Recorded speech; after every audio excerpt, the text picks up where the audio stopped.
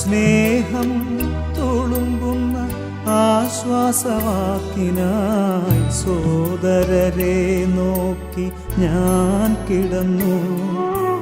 സ്നേഹം തുളുമ്പുന്ന ആശ്വാസവാക്കിനായി സോദരരെ നോക്കി ഞാൻ കിടന്നു. സമയം സമാഗതമായൊരു വേളയിൽ സർവേശപുത്രനെൻ ചാരെ വന്നു. സമയം സമാഗതമായൊരു വേളയിൽ സർവേശപുത്രനെൻ ചാരെ വന്നു.